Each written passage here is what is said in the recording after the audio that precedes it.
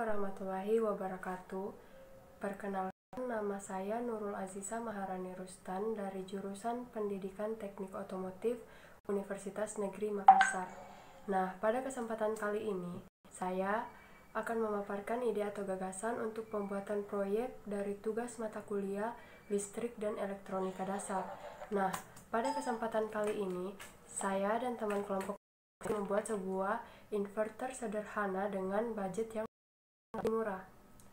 Nah, bisa ketahui, inverter itu berfungsi sebagai konverter daya listrik yang mampu mengkonversikan AC direct current menjadi arus balik AC atau alternating current. Bisa juga sebaliknya dengan efektivitas yang sama. Tidak hanya berfungsi sebagai pengubah arus listrik. Nah, rangkaian inverter juga dapat dimanfaatkan untuk mengatur atau menentukan arus listrik. Rangkaian inverter kita bisa melakukan semua kebutuhan pengaturan mulai dari frekuensi, ampere, torsi, kecepatan, dan masih banyak lagi. Jadi, dapat dikatakan jika kita menggunakan inverter, tegangan yang dihasilkan akan tetap stabil dan dapat diatur sesuai kebutuhan, berbeda dengan stabilizer yang hanya berfungsi untuk menstabilkan arus tanpa mampu mengubah tegangan. Meski prinsip kerja dan fungsi inverter tidak berubah sejak diciptakan, akan tetapi seiring perkembangannya, saat ini jenis inverter dengan karakteristik dan fungsi sering kita jumpai di pasaran. Nah, untuk itu kami juga ingin membuat inverter sederhana. Adapun untuk pengalaman penggunaan inverter sendiri, pada saat perjalanan jauh, saya dalam kondisi mengerjakan. Pada saat itu kondisi laptop saya dalam keadaan lowbat atau memerlukan pengisian. Nah, untuk mengisi itu, karena sumber arus dari mobil yaitu DC, kemudian sumber arus yang dibutuhkan adalah AC, maka saya berinisiatif untuk membuat inverter sederhana. Nah, dari arus DC untuk mengisi laptop itu. Nah, untuk inverter sendiri kami membutuhkan beberapa komponen. Yang pertama ada transistor. Nah, untuk jenis transistor yang sering kita jumpai ada dua buah jenis, yaitu PNP dan NPN. Nah, di sini saya punya contoh dari kedua transistor.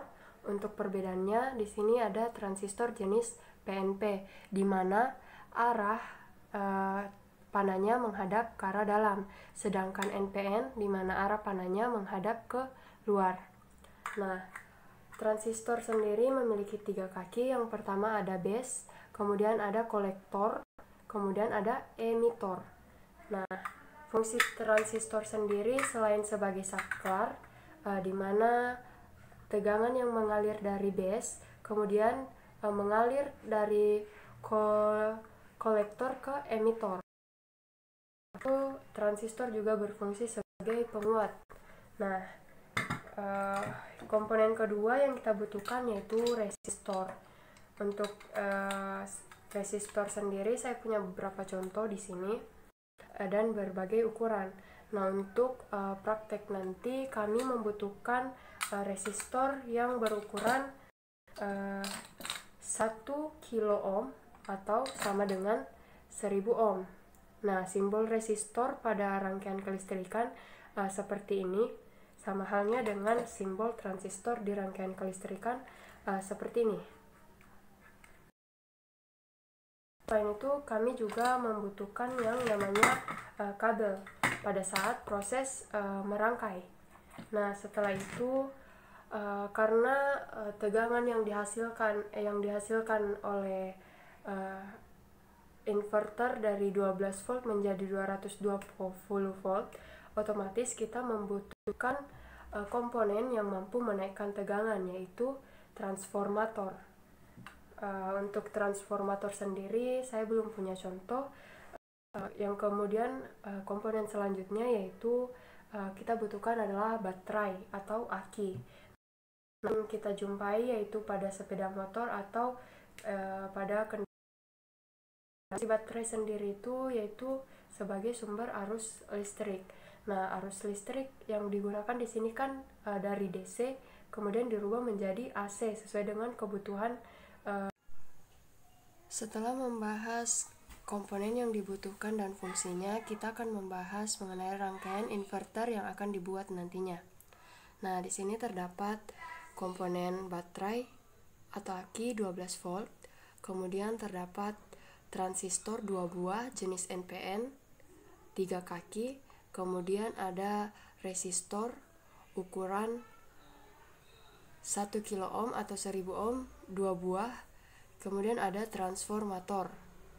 Nah, di sini transistor terdiri dari 3 kaki, emitor, kapasitor, dan base. Untuk rangkaiannya, arus positif dari aki kemudian mengalir ke terminal CT dari transformator. Nah, outputnya masih berupa tegangan 12 volt yang kemudian mengalir ke, di sini terbagi menjadi dua, mengalir ke resistor, kemudian juga mengalir ke bagian kolektor. Nah, untuk transistor sendiri yang didapatkan dari base dan kolektor. Nah, kemudian setelah itu mengalir. Nah, di sini ada massa dari baterai mengalir ke bagian emitor. Nah, arus yang tadinya 12 volt kemudian dirubah menjadi 220 volt. Yang arusnya menjadi DC kemudian jadi AC. Sekian pemaparan dari video tugas kelompok listrik dasar kami. Kami berharap kedepannya tugas tersebut dapat terrealisasi dengan baik dan mendapatkan nilai dengan baik pula. Nah, untuk video ini saya mohon maaf bila banyak kesalahan. Semoga kedepannya dapat menjadi pembelajaran. Wabillahi taufiq wal hidayah. Wassalamualaikum warahmatullahi wabarakatuh.